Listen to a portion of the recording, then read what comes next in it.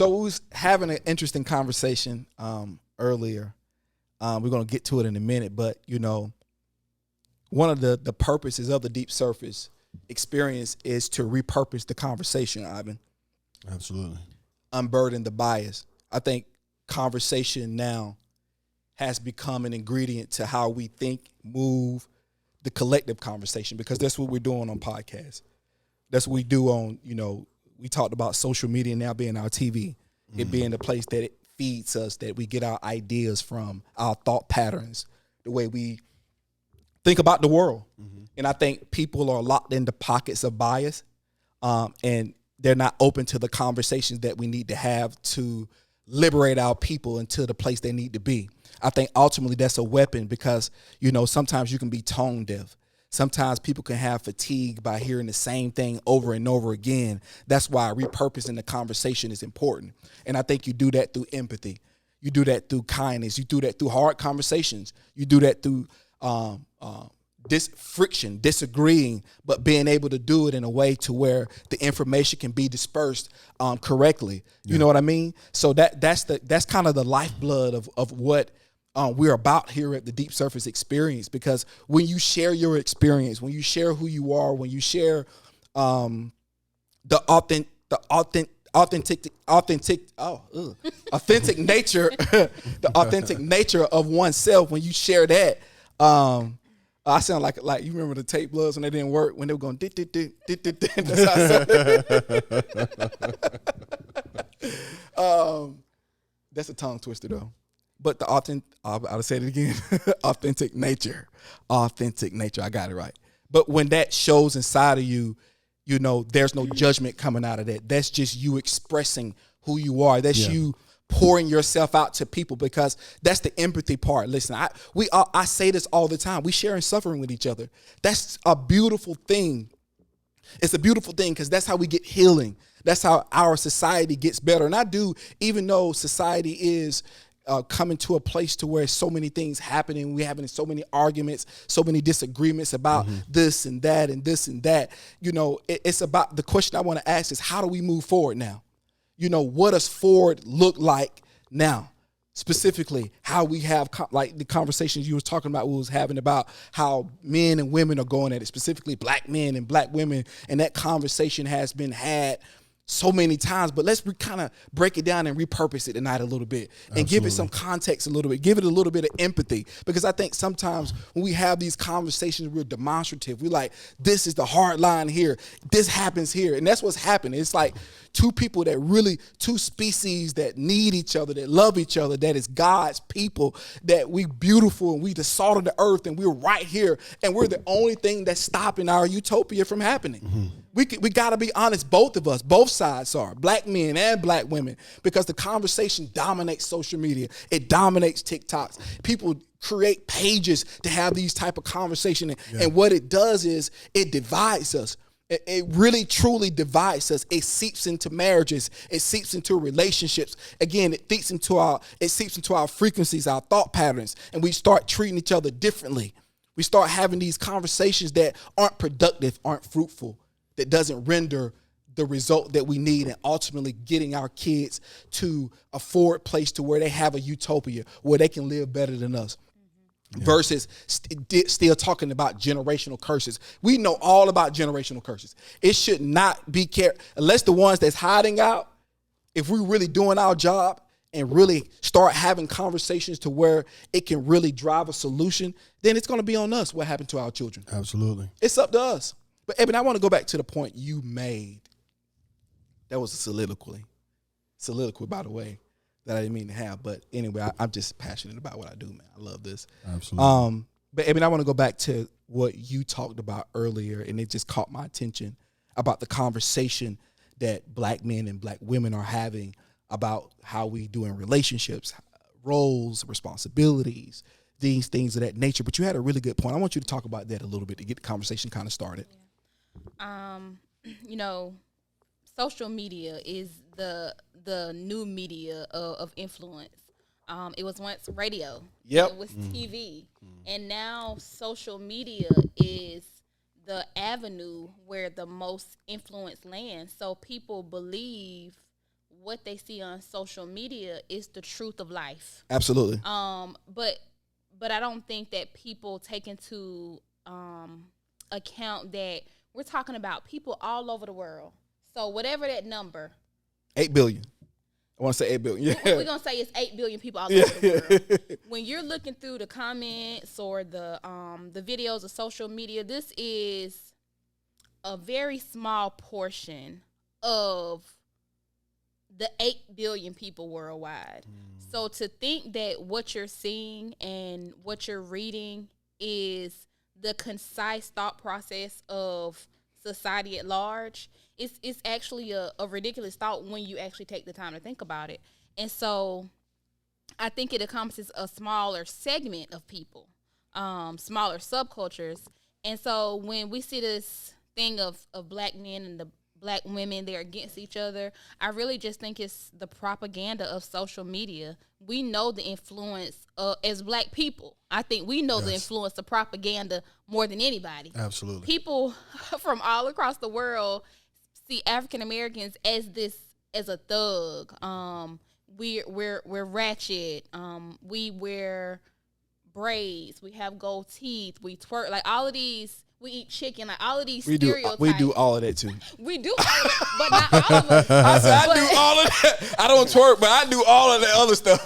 But not all of us do all of that. So you can't see a black person and place all of those assumptions on every individual black person. But you see those things on social media, and propaganda says that's what it means to be black. That's true. Even other black people from other countries look down on us in a sense because of the propaganda of social media. And it's an avenue and it's a wave that did not exist before. Because, again, radio and TV was controlled. You had to be a news anchor. You had to be a TV personality. But social media, all you got to do is have this right here. Absolutely. Yeah. And you get to place your opinions, your thought processes, and your worldview as if it is fact and as if it is true. And then other people read it and take it as if it is truth. And I'll say part of the reason why that happens is once a vibration is released, it's going to be received. Mm-hmm. And so if you're just if you're out spreading something that's obviously, it's like 1 grain of pepper and a full hill of sand. All you're going to see is when you see that hill of sand, you're going to see that 1 grain of pepper. It'll be the biggest thing because of the contrast of the difference of it. But it's really just that one little piece. Mm-hmm, mm-hmm. And as you were saying, it's so interesting, the propaganda of it and allowing everybody who has a voice to influence or use that voice for influence. I think when it comes to social media, and not that I'm not one of these people who's like, oh, we need to take social media fast and things like that. I think we have to get an idea of it is social media. Mm-hmm. It's literally communication and entertainment. Communication, entertainment. Communication, entertainment. It's nothing more than that.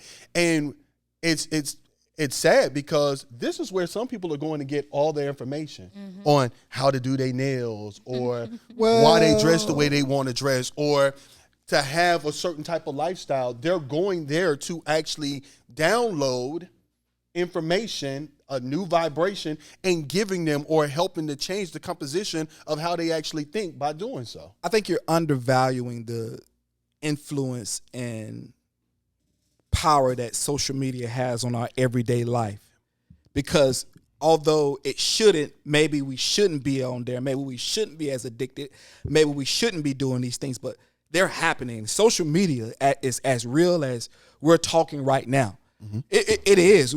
There's businesses, literal businesses. People are making their living on social media. So there's a reflection of real life reality and social reality that kind of merges together. I think what we're talking about is how do we start to repurpose, again, the conversation around social media. Some of those negative things, we counter those with some positive things, with some truth, with some unadulterated truth, while sharing our experience. So that doesn't put us in an authoritative stance, because right now we're living in this is a rebellious generation all the way around. We're rebellious. Nobody wants to be told what to do. Nobody. I don't care who you are, my little baby. She don't want to be told what to do. She know who she is. She don't want to be told what to do. She's jerking away from it. It's not AJ doing the same thing. They know who they are. But, and we still got some of that in us. And I think the purpose of repurposing the conversation is to help people rediscover who they are along the journey while I'm doing it for myself. We're just taking the time out of our schedule to kind of give somebody else the boost. And in turn, it gives us a boost by giving. Mm-hmm. So I think that's why these conversations are important, Ivan. How do we, what fundamentally, Ivan, can we start to do to try to change that conversation around in terms of how we deal with each other on social media, in terms of just the opulence of, or looking at how we deal with each other, man and woman, how we talk to each other, how we talk about each other. You know what I mean? That's the thing that I noticed the most. Like, you could be telling the truth about black men or men on a post. You could be telling the truth. It could be factual about, and it could be tendencies there. But do you have to do it just because you could do it? What message are you putting out? Again, because when I see something like that, I'm like, man, golly, that's not a reflection of everybody. As you was talking about, how do we get better with that, Ivan? It's going to come from the message that's being received. You can't give a message that you're not receiving, right? Information unknown is going to be information that's going to be unreleased. You can't say, or you can't be, or can't give something that you don't know. And unfortunately, because of the heavy influences of the wrong type of media is what causes that to take place. What we can do is we can do more things like this. You know what I'm saying? We can have more conversations like this. But again, this is just that one grain of pepper on a full hill of salt or full hill of sand. How many people are actually going to get that message and allow it to come across as an actual download and be able to repurpose their ideas behind it? I mean, it can definitely take place, but I mean, it's going to take time. I mean, think about the progression of social media, right? Like, I've been around for some time, so I remember dial-up internet. Mm-hmm. I remember the first computer that my mom got when it's getting online, right? And what did you have? You had AOL. Yep. You had AOL, and from AOL you went to what was it called? Black Planet. Yep, yeah. Black Planet. I remember MySpace. Black Planet. MySpace. Facebook. Facebook. We started Facebook. Mm-hmm. Don, you remember that, Don? Man, we was adding everybody on Facebook then. Instagram. I added about just putting everybody in there. But see, that progression started in 2001. So now we're looking. It's 2023. Could you imagine, like, back in 2001, we will be here from a technological standpoint and advancement, just how we think. We thought so differently back then. Absolutely. I was talking about dial-up. Like, I remember when we first got this, and it was taking its time. We were so patient because we were so excited. What? To get on the internet. We were so patient. And now when your internet is going slow on 5G, you be so mad. If I see 5G ultra wideband and I get any latency, I'm going crazy. We just no patience. I think we're moving fast. I think the world is technology speeding the world up, and it's moving a little faster than we kind of got really jolted into this. Like when the iPhone came out, that's when the clock really started to speed up. What was that? 2005. 2007. Steve Jobs effectively changed the world. Like at that moment, because people, you remember, only AT&T had it, but people hated it. It was like, people were like, I ain't going no iPhone. And slowly, 4, 5, 5S, 6, 6S, 7. I just seen people flooding to get the phones because it was the thing that was gonna, it was, I think your phone is the only thing that's a part of you, if we're being totally honest. You can be late to work. If you leave your phone, you come back to get it. I'll take it to mirror. Listen.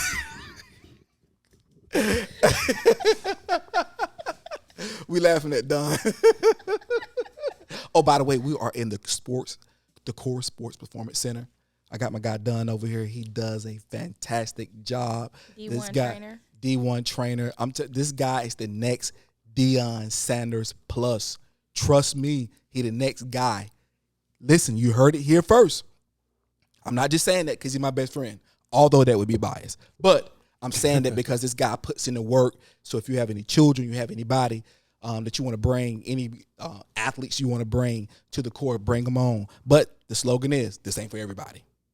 It is true training. It is true to the T, and he puts everything into it. It doesn't matter what you do in life. It does not matter what you do. Plumber, handyman, I'm learning this eternally. It's what you put into it. Your heart, your soul, your being, and you create something beautiful. You build the value within yourself. Absolutely. I've watched Don. Don was 262 eating Baconators, falling asleep on my couch. I'm serious. He was in a corporate job. Everybody, we know that. Corporate America can drain you. Absolutely. I watched him for years. I'm talking about right there, watching him, seeing the scrutiny on his face, his countenance changing, him just trying to be positive for his family. Something burning inside of him. He didn't know what it was. We talked about it. We would come from the club. We would go to the club every Friday. And sometime, I think it was back in 2013, and we would just talk about owning buildings. We would talk about we're going to own this. We're going to have this. Like, we would just manifest. Coming out the club, just manifesting stuff. Because we knew that's what we wanted, but we just couldn't quite articulate it. Mm-hmm. This is why we repurpose the conversation, Ebony, so people can get a clear view, so we can get out faulty conversations, so we can get out bias, so you can start to see things clear. Absolutely. But one day he got tired. He was God set it up because he was going out the door either way. One day he got tired, and he got out of that place that he was in, and he got into his purpose. And now it's like the clock turned back for him. He had his playing weight. He's training Division I athletes, guys that are going to be NBA players, guys that's going to be NFL players. He's going to change the world. That was all because he decided to step inside of his purpose and do it and be true to it and take something small and continue to grow it and grow it and grow it. So y'all come to the core. And you know, I think that's part of the seeds. You know, y'all was just seeding in 2013. And now it's manifesting in harvest, walking in it in 2023. So, yeah, that's amazing. Unbelievable. And also, before the blessing came, there had to be some obedience on his part. Absolutely. Yeah. Absolutely. Are you going to share that obedience? Or you just I was like, what was he obedient to? I think the audience wanted to. We capping, by the way. This guy's awful, and I'm just go ahead. I mean, it was obedience to God. Whatever God's instruction on his life in that downtime when he was, experiencing anxiety or what he was going to. I can't tell his story, but there was something that God was calling him to that he wasn't being obedient to. And so once he became obedient to what God was calling him to, the other side of his blessings came, and the core has flourished, and to know Don, like, I don't want to get on like no Don show or nothing,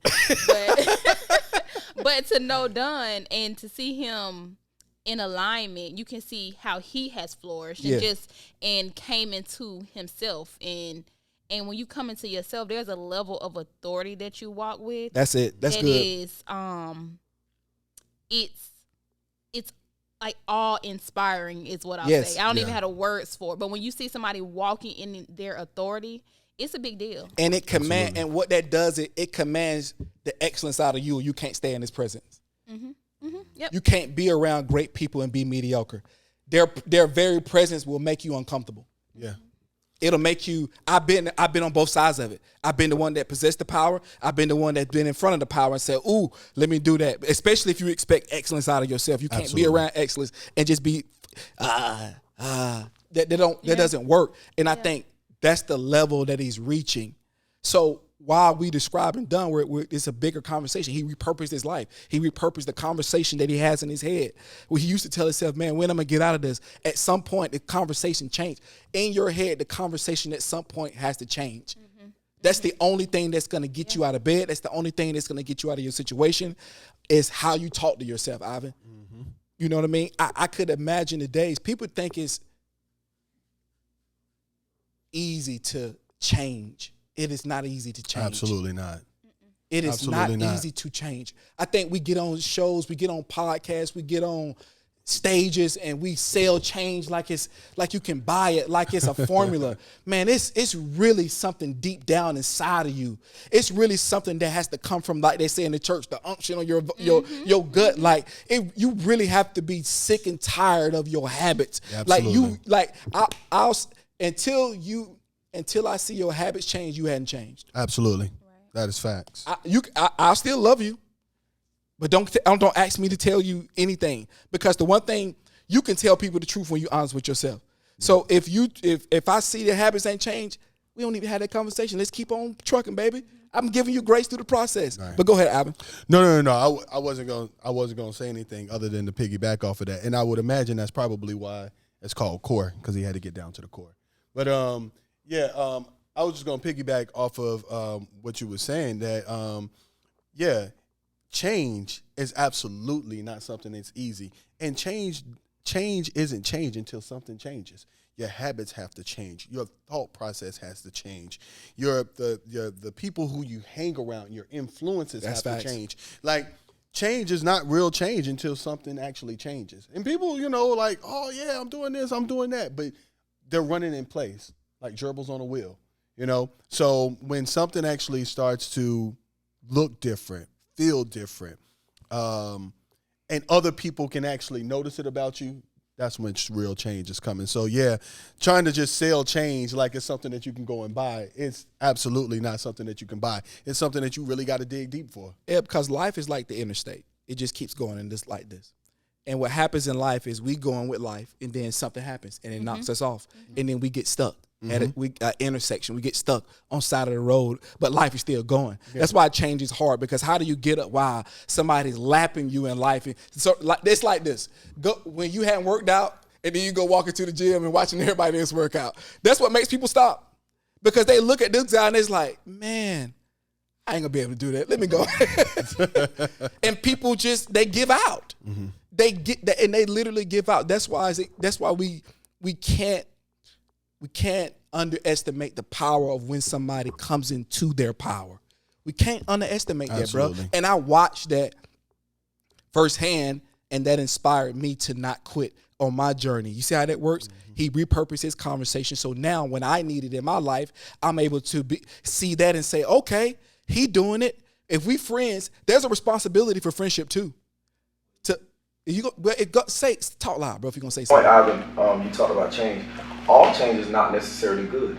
Absolutely. It's good. But you need change for movement. Mm-hmm. That makes sense? Yeah, absolutely. So, I know I'm not on camera, so I'm sorry, guys. Go ahead. And we kind of talking about you, kind of like a bishop hearing stuff about himself. Y'all sitting back there like the guest pastor. Oh man! And we sitting out in front of him just honoring him. You got settle in that praise. Go ahead, Ebony. But I was gonna say, we was talking about earlier off camera about marriage. And that's one of the reasons why marriage is so hard, because you have two people. And think about today's society. We don't get married at 12 and 15 the way society once did. Or you were groomed knowing that marriage was the goal. So we get married in our 30s. And so I've been living in my existence for 30 years. You've been living in yours for 30 years. And we come together. And I'm supposed to become one with you. And so all the fights and the disagreements is my will against yours. And it's because neither person wants to change, or they think that their way is the quote unquote right way. And that's the aspect that makes marriage so hard. It's just the fight against the change, or the fight against deciding what the change should look like. I think the conversation needs to be revisited collectively about how we view marriage in 2023, because now the woman has evolved. The man still comes into a relationship with the same expectations. Nothing's really changed for the man in terms of his mindset. We haven't been allowed to evolve women. Okay. I'm just... Uh-oh. I didn't say Let's that. get into it. But what I'm saying is we have to, and this is, y'all just walking right into my topic. How does marriage look forward? Like Don just stated, he talked about something. When I say forward, let me say, when we talk about these conversations, when I say forward, I don't mean good, bad, or indifferent. I mean just where we are now and forward. What does marriage look like forward? Because it ain't, obviously, a lot of our disagreements, a lot of the ways we look at life is just, I think, the dissolution of roles and how roles and responsibilities, because the woman, again, has evolved to something different that I don't think men quite have the language to communicate with yet, or know how to talk to. Like I said, like we talked about earlier, the conversation is chaos online. It's like it's like a boxing match. It's not harmony. It's not trying to figure out how to dance with it and mesh it together. It's like I'm standing on one side, you standing on one side. So we're really not having the conversation that we need to have. How do we walk into marriage now? Is marriage of, can we honestly say the way we talked about change, the way we talked about social media and life moving, can we say forever? Us, not should be, not whether it's right, not whether it's ordained, but I'm just talking about, is forever realistic for people in marriage, the way we think about life and going forward. I ain't talking about now what we thought about back then. I'm talking about what we're doing now and the trajectory of of our behavior right now. Yes, why not? I believe so. I say this. So like, let's repurpose how we look at marriage. People say marriage is hard, right? But what I think people misunderstand is, as a married person, I'm saying this to people who aren't married or maybe haven't been married. And I say marriage is hard. So they take that to mean difficult, in a negative connotation. But to me, when I say marriage is hard like becoming the president of the United States. Marriage is hard like being an Olympic gold medalist, like winning the Nobel Peace Prize. That's what marriage is hard for me. From that, great for rewards, me. great sacrifice, great struggle. Sacrifice. Yes. Gotcha. So there's some sacrifice. Gotcha. I agree with that too. When it comes to marriage, for it to be successful, but the reward that you get from having, and I'm speaking from my experience, but from having a person, I won't get into all that, because me and my husband, we just in a good place right now, but tomorrow he might piss me off and we might not be in this good place, and so my verbiage might be different, but that's just a part of it. So I say we have to repurpose how we look at So you determine what place y'all are in. I don't determine it. I'm just saying, like, we're in a good place right now. So on camera, I'm gonna be all lovey-dovey. I'm trying to spare y'all from being all lovey-dovey and telling y'all how great he is and how much I love him and he's fantastic. I was just trying to spare y'all from that.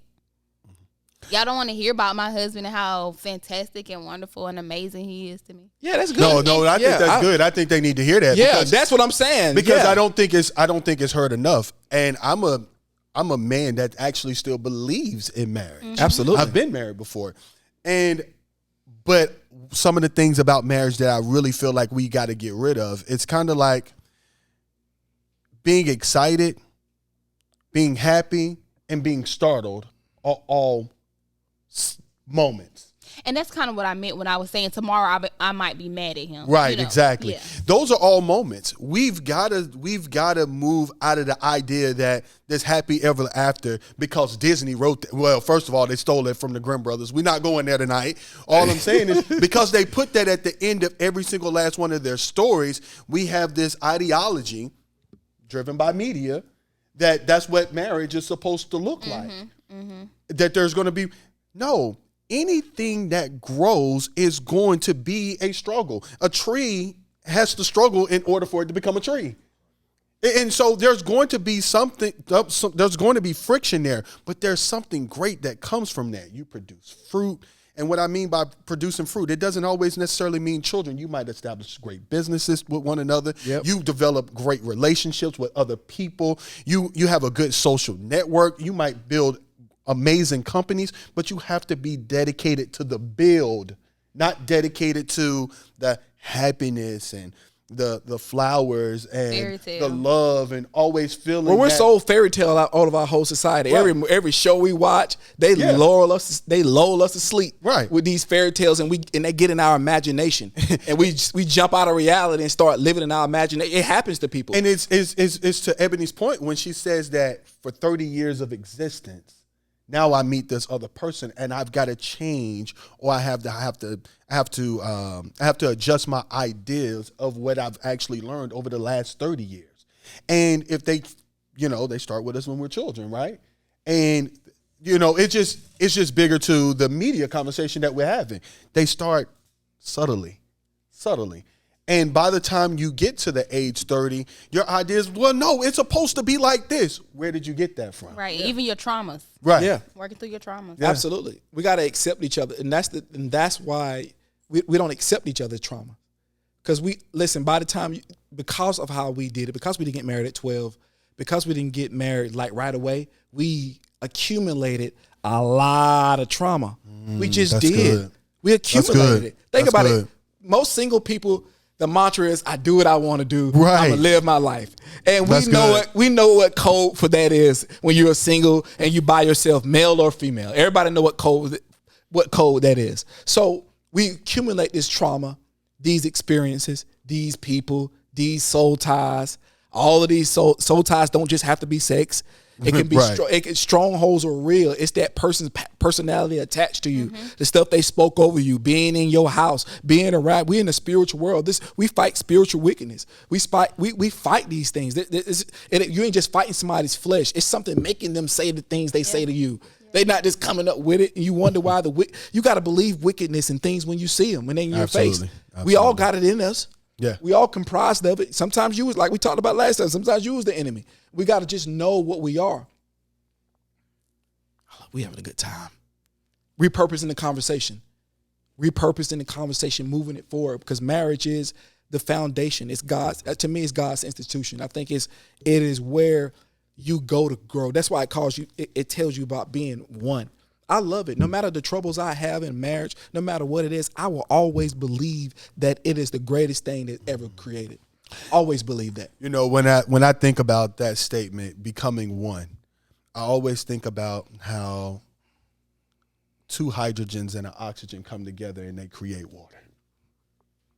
It just when you're dedicated to actually combining, you actually create something that literally cannot be broken. Yeah. You can't break water apart. Yeah. Yeah. And so it's just an amazing thing. It's a beautiful thing if you are actually truly dedicated to the actual structure or the purpose of. And will is a big thing in relationships. Your will, trying to assert your will and your personality or your posture or your place in a relationship. And that's what we come into relationships with positions again and roles and things of that nature. When now, that's why I said women have evolved now. Like there's nothing a woman can do a lot of things that men can do. They're not men, but they can do a lot of things that men can do. So the need is scarce now. That's why women say they don't need men. The perceived need. Yeah, the perceived need is scarce. Like what people think that is. I think it's based on how women used to be in society. Is where that need comes from. That's good. You get what? Because we don't have that conversation. Yeah. We don't have that conversation. So from there, no, y'all don't need us from that standpoint. But the eternal need is always there for male and for man and woman. It's always because you come out of us. I mean, literally. Okay, so let's say we don't ever need one another ever. Then what happens? We die. Because we have no more. I mean, we've really got to get out of that. I see that so much on social media. It's actually strange. Okay, we don't need one another. All right, then let us not ever need one another, and let's see what happens. Mm-hmm. I mean, we've got to unlayer that at some point in time and actually decide or think about what it is that you would actually like to have added.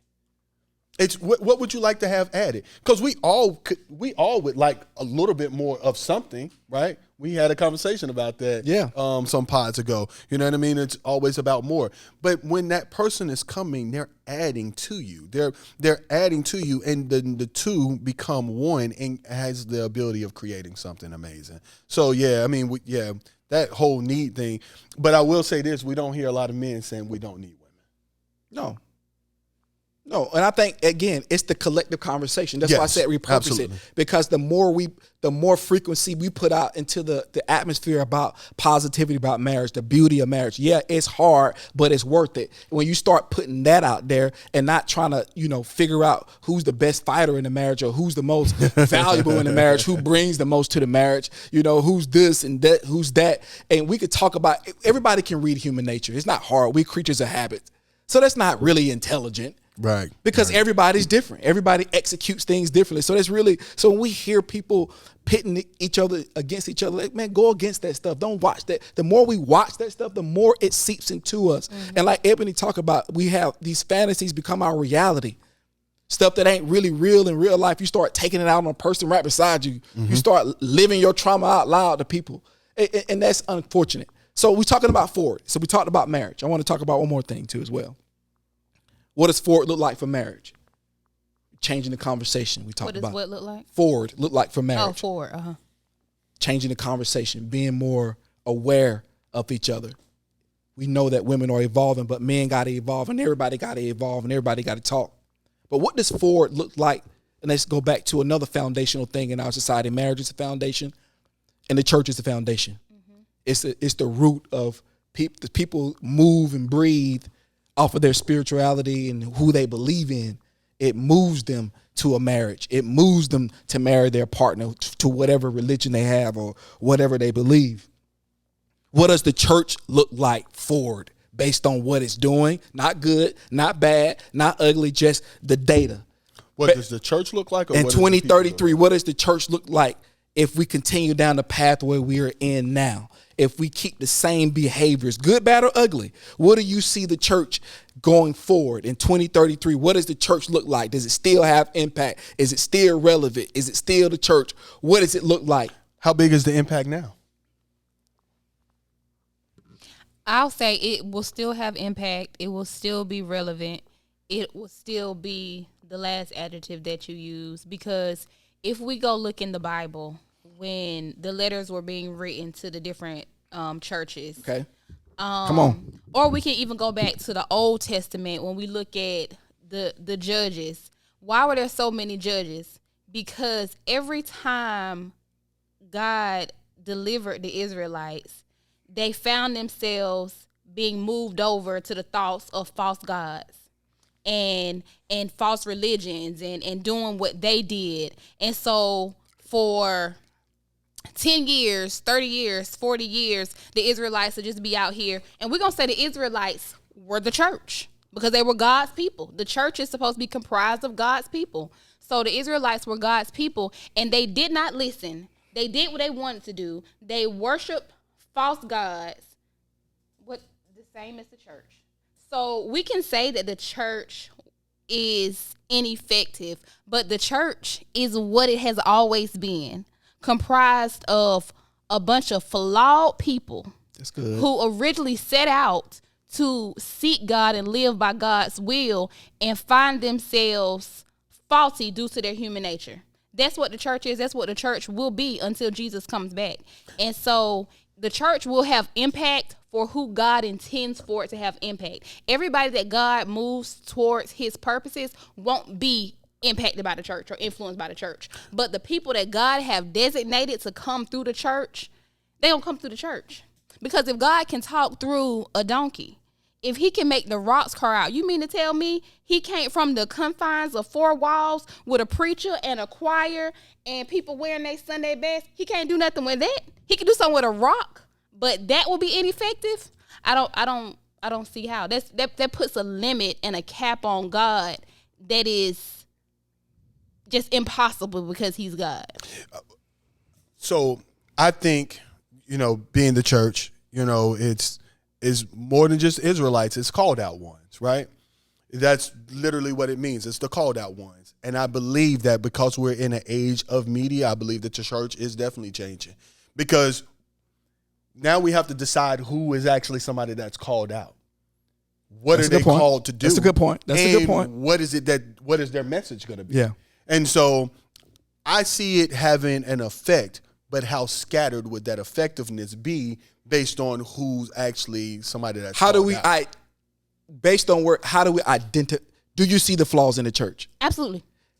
Based on the flaws you see, how do we identify the church? I know it'll be here, but how do we and I guess the question I'm asking, how do we identify that church?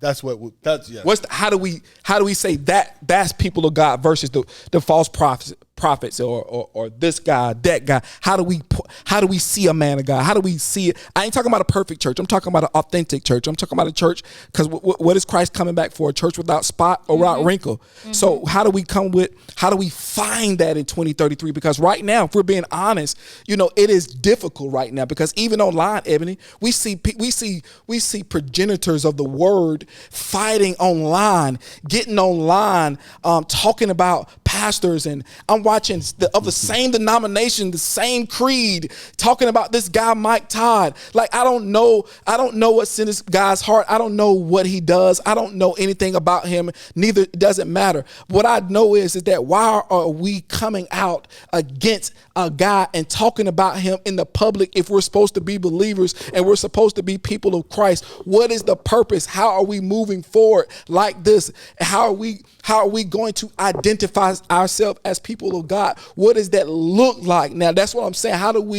What does forward look like? Because I know what we're doing now, but if we continue down the road with this type of behavior, kind of the example I just gave him with calling people out and you're wrong and you're this, and the people are seeing this. That's who. It ain't about the two people that are going at it with their ideologies. It's the people that are digesting the message that you give them on Sunday. And so yeah, that's exactly what I was saying. And so now we'll have a bit of a problem because now that guy, okay, this is going to be very, very untraditional, but I know Steve will jump all over this. Is Elon Musk part of the church? What I mean by that is... Yeah, explain that. Okay. So he has great influence. He does. For people to follow him. That's what the church actually do. We speak a vibration that's actually going to put people in one place on one accord, right? Is that not what he's doing? And so now somebody might identify him as, well, hold on. I like what this guy is saying. That don't mean that that's actually the church. The only way you're going to really be able to tell that is you actually are going to have to try it by the Spirit. It has to be of that exact same Spirit. And how connected are people going to be to the Spirit by 2033 is really what it's going to be like. I don't think I'll have a problem with it because I already know what God looks like, what it feels like, what it sounds like. But for somebody that's, 10 right now, they'll be 20 in 10 years. So what does that look like for them? Because there's going to be a lot of communication, a lot of people talking, a lot of people that feel as though that they're a called out one. Now we have to decide how are they going to identify whom to follow. So I think one of the problems that we have is, so we have a personal relationship with God. And so for me, and I'm just using this example, maybe when I'm having my personal time with God, I listen to worship music, and that's how I hear him better. Maybe for someone else, when they're having their personal time, they pray, and that's how they hear him the best. And then this person over here reads the word. And so for me, if I take on the idea of, I see God through music. If you ain't seeing God through music, what God you see? It ain't my God. Oh, you pray? You only pray to hear from God?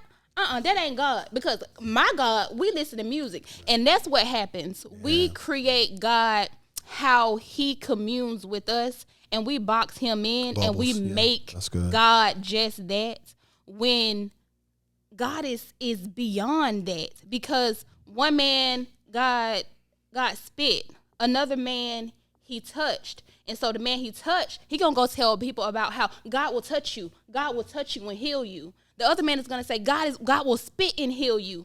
And so we can't box God in that way and decide that you're not of him if you're not doing it the way that God does it for me. Right. And so when I think about how will I see the church, how will I decide who's a part of the church, I'm not going to. What I'm going to do is every day I'm gonna wake up and I'm going to seek God's face. I'm going to pray to him. I'm going to worship him. I'm going to read his word. I'm going to say, God, what is it that you have for me to do today? And in doing so, God will lead me, guide me, and direct me. And so he might direct me to someone who is an atheist. It's of no effect to me. That's who God guided me to. Come on. That's who God sent me to. That's where I'm going. And so I really think that the church moving forward needs to be more about everybody working on their personal relationship. Imagine if everybody that came to church on Sunday worked on the personal relationship with God from Monday through Saturday. Do you know we will be healing people from miles away without stepping outside of the building if we had personal relationships and we came to commune together in all that spirit? Because I mean that's what I think the church should be. Right, absolutely. A form of what it should be. So I think that going forward, the best way to serve the church, however we want to define that, is by seeking a personal relationship with God. Because if we're doing that, then we can hear from God however God speaks to us. We can hear from God and have an understanding of what we're supposed to be going out in the word and doing. It says in James, in one of those chapters, 1 through 5, I can't remember which one, but it says, and religious folks gonna get you if you get it wrong. They definitely. So I ain't gonna quote which one. Yeah, nah, don't try to hide now. You done went down the road now, telling folks to do this. Go ahead. No, I'm just. But it says that how can I pray for my brother but see him hungry and don't feed him? That's good. And that's what we have gotten very good at doing, seeing people in need, and we just pray for them. And it really doesn't require a lot of us to pray for them and get them about 30 seconds of our prayer time, but to actually, feed them, however that comes, whether you're taking your money or you're taking your time or you're going to the store, but to actually feed them, that's something that requires a sacrifice. And so it needs to be personal relationship that results in sacrifices that you manifest in the world to other people. That's good. That's good. That's good. That's good. She brilliant. Listen, always on point. And I just think that's just and we're going to have to, having that personal relationship is important, and it's going to give us that power we need to stand on our own 2 feet and not put the pastor somewhere he shouldn't be, because he shouldn't be consummating the marriage with the church before the Christ get back. So, that's on the person who's buying the information, not the person who's selling it. You got to make that decision. So, when you have that personal relationship, but what we talking about, Ebony, is changing repurposing the conversation to something that can help that. Because there has to be, because somebody's hearing something. Again, what we talked about, people fighting, we're fighting each other. We're not recognizing each other. We're not realizing that, guys, hey, we're in this we're on the same team, guys. Right. I'm like, guys, this doesn't require intelligence. Right. This doesn't require somebody it's baffling. It's why I've stayed away from the traditional church, if I'm being frank, because not that it's perfect, not that it's nothing. It's just, I don't want to infight, in my personal relationship. Now I can go back to the church because now my personal relationship is stamped. It's stamped. It doesn't matter what you do. It don't matter what buffoonery I see. It doesn't matter what happened. If you got a word or you got something, or I'm hearing worship or whatever we doing in there, I can. My relationship with God is my relationship with God. So I'm not looking to judge anything you're doing, because your life is not reflected of mine. And it's primarily because one of the things that when I was heavily involved, it's you're no longer going to get something, you're taking something. You're going to share. And what I mean, you're going to take something, you're going to take something for you. You already have a personal relationship developed with God. I'm not going to get a word from God. I'm going to bring something. That's going to help solidify the word of God. Absolutely. That's good, Ivan. Yeah. Man, that's good. And that because the church has always been a part of my upbringing. It's always been a contentious part of my life.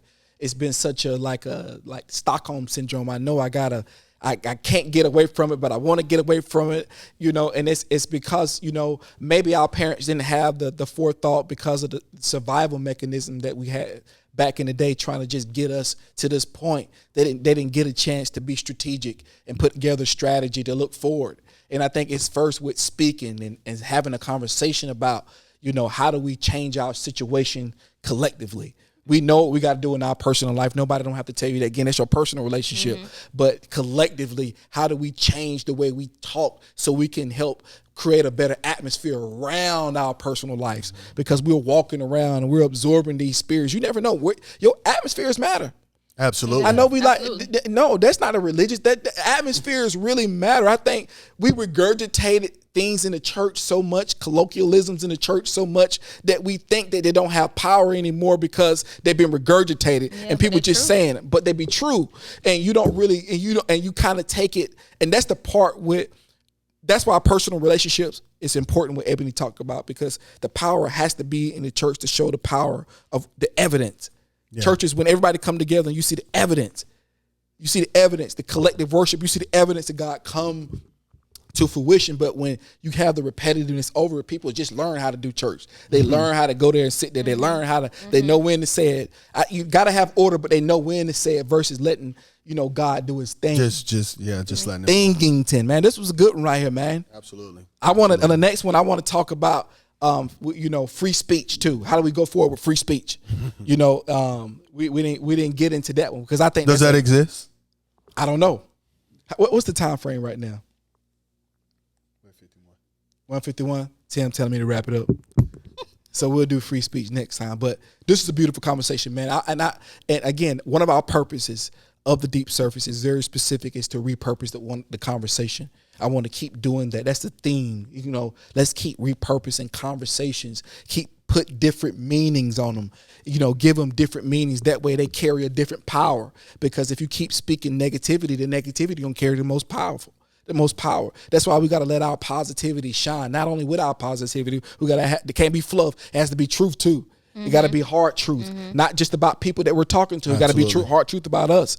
One of the things about the Deep Surface is that everything comes to the surface. All the deep things come to the surface, even your stuff. So when you're talking about these deep things and you ain't doing the right thing in your life, it comes up too. I want to be held accountable. Accountability is a gift from God to me. It keeps you in order. And self-accountability. Absolutely.